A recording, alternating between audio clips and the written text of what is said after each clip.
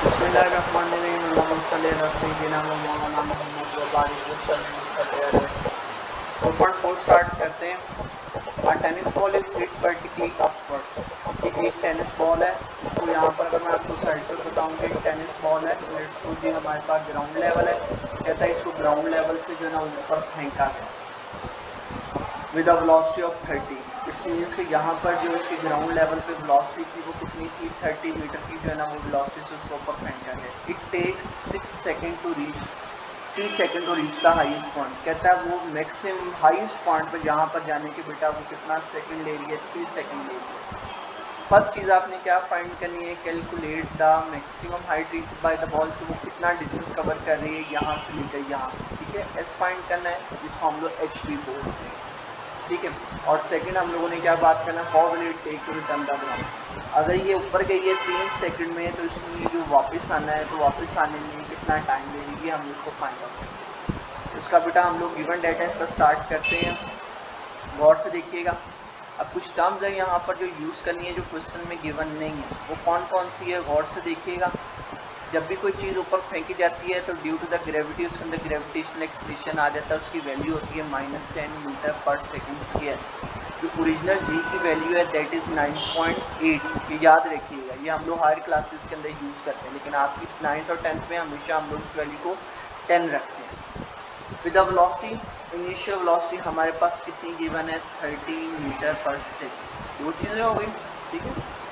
और कहता है उसको ऊपर फेंका गया, ये वापस आने में पहला जो टाइम है, ठीक है, ये कितना टाइम ले रही है, 3 सेकेंड ले रही है ऊपर जाने में। सेकेंड चीज़, जब बेटा याद रखना है इंपॉर्टेंट टर्म है कि जब हम लोग ग्राउंड लेवल से किसी भी चीज़ को थ्रो करते हैं मैक्सिमम हाइट पे जाकर रुकती है ना, तो अगर हम लोग उसका माइक्रोस्कोपिक व्यू करके देखें तो वो वहाँ पर जाकर रुकती है। तो जब वो रुकती है ना तो डेफिनेटली हाइट के ऊपर उसकी मैक्सिमम वेलोसिटी फाइनल कितनी हो जाती है, 0 मीटर पर सेकेंड होती है, याद रखिए। अब एक चीज़ें फाइंड करनी है हम लोगों ने, वो कौन कौन सी चीज़ें फाइंड करनी है। फर्स्ट वन हमने फाइंड करके देना है maximum height, maximum height find करनी है हम लोगों ने, HEIGHT, जिसको हम लोग h के इक्वल कंसीडर करते हैं, ये फाइंड करना है, ठीक है।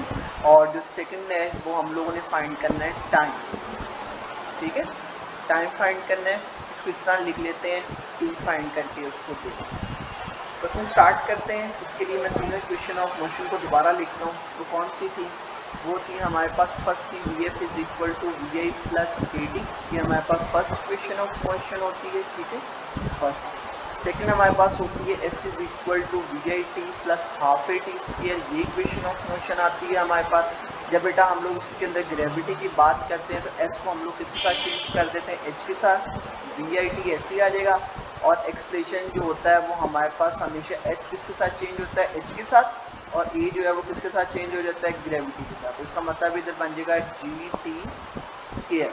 और जो थर्ड इक्वेशन ऑफ मोशन है वो हमारे पास क्या होती है, 2AS is equal to VF square minus VI square.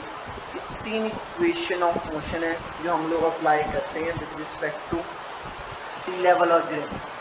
अब आपको नजर आ रहा है कि अब हम लोगों ने इसके अंदर S फाइंड आउट करके देना है। तो S हम लोग कैसे फाइंड कर सकते हैं, S के लिए ये इक्वेशन ये अप्लाई करें, H is equal to VIT plus half AT square. VI भी गिवन है हमारे पास, टाइम भी गिवन है और ग्रेविटी भी गिवन है, ठीक है। इसका फॉर्मूला अप्लाई करते हैं। By second equation of motion क्या लिखेंगे, H is equal to VIT plus 1/2 GT square. Values put करेंगे इसकी, H तो हम लोगों ने फाइंड करना है, ये तो डेफिनेटली बेटा ऐसे ही आएगा। यही हमारे पास कितना है, 30, और जो फर्स्ट टाइम है जाने का टाइम है ना, हाइट फाइंड करें तो कितना होगा, 3। इससे मैंने दोनों के साथ T1 लिख दिया। G की वैल्यू हमारे पास यहाँ पर कितनी है, -10। जब किसी चीज़ को ऊपर थ्रो किया जाता है तो ग्रेविटी -10 होगी, मतलब कम होना शुरू होगी। और टाइम अगेन कितना आ जाएगा, 3 का scale. H is equal to 30 को 3 से मल्टीप्लाई करेंगे कितना आ जाएगा, 90। ये प्लस और ये माइनस, प्लस माइनस कितना हो जाएगा हमारे पास, -1/2 मल्टीप्लाई बाई 10, और 3 का स्केल हमारे पास कितना होगा बेटा, 9 होगा। H is equal to 90 minus, इसकी कटिंग कर लेते हैं हम लोग। इसकी कटिंग कैसे करेंगे, 2 1 जार 2 2 5 जार 10, ये कटिंग हो जाएगी। तो ये 9 5 जार हमारे पास बाकी रह जाएगा 9 मल्टीप्लाई बाय 5। तो इसकी जो हमारे पास आगे जाके फर्दर जो है वो कटिंग इसकी कैसे होगी, इसको थोड़ा सा नीचे करते हैं, देखिएगा ज़रा। h is equal to 90 minus 9 5 ज़र कितना हो जाएगा 45। तो हाइट का जो हमारे पास आंसर आ जाएगा किसने जाने में कितनी हाइट ली है, वो हमारे पास आएगा 45 मीटर। ये हमारे पास जो है वो बेटा फर्स्ट आंसर आएगा, ठीक है। सेकंड आंसर जो है वो हमारे पास टाइम के लिए फाइंड करना है, वो बड़ी इंपॉर्टेंट चीज़ है, ठीक है। उसको ज़रा आपने अच्छी तरह देखना है। देखें मैं दोबारा समझाता हूँ आपको कि यहाँ ये आपका सी लेवल था, यहाँ पर करते हैं इसको, ये आपका सी लेवल है जो ग्राउंड लेवल होता है। यहाँ से किसी चीज़ को थ्रो किया गया वो सीधा ऊपर गई है, ठीक है, वर्टिकली ऊपर गई, यहाँ तक गई और उसने यहाँ से यहाँ तक 45 मीटर का डिस्टेंस कवर किया। बेटा सी लेवल से यहाँ तक जाने का वो 3 सेकंड लेती है। अकॉर्डिंग टू फिजिक्स कोई बॉडी जितना टाइम अपवर्ड फेंकने में जाने में लेती है उतना ही टाइम जो है ना वो क्या है वो डाउनवर्ड वापस आने में लेती है। इसका मतलब ये हुआ कि अगर उसने जाने में 3 सेकंड लिया तो वापस आने में भी कितने लेगी, वो 3 सेकंड लेगी, ठीक है। आपने ये रीज़न जो है ना वो यहाँ पे लिखनी है। The body will take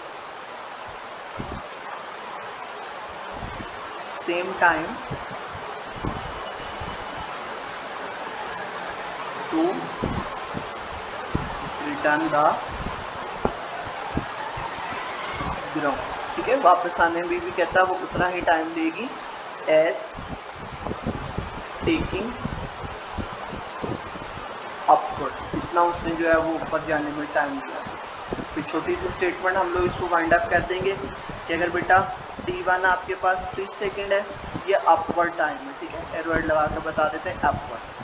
t2 जो है वापस आने में कितना है 3 सेकंड। अब आपने क्वेश्चन की स्टेटमेंट को समझना है, कहता how will it take to return the ground, वापस आने में इसने टोटल कितना टाइम लिया। तो हम लोग क्या करेंगे, t is equal to t1 plus t2, इन दोनों को ऐड कर लेंगे। कैसे ऐड करेंगे हम लोग इसको हम लोग थोड़ा सा स्क्रॉल डाउन करते हैं। t1 हमारे पास बेटा कितना है 3 सेकंड है, ठीक है, और t2 भी कितना है 3 सेकंड। तो दोनों को ऐड कर देंगे तो इसका आंसर हमारे पास कितना आ जाएगा 6 सेकंड आ जाएगा। तो ये हमारा जो है ना उसका कह लेंगे ये सेकंड आंसर। टाइम फाइंड किया है, time to reach the ground, ज़मीन पे वापस आने में तो कितना टाइम लगा, ये इसका बेटा आंसर। क्वेश्चन के अंदर अगर आप लोगों को चीज़ ना समझ लगी हो तो आप कमेंट बॉक्स में कमेंट जरूर करके पूछ सकते हैं। अल्लाह हाफ़िज़।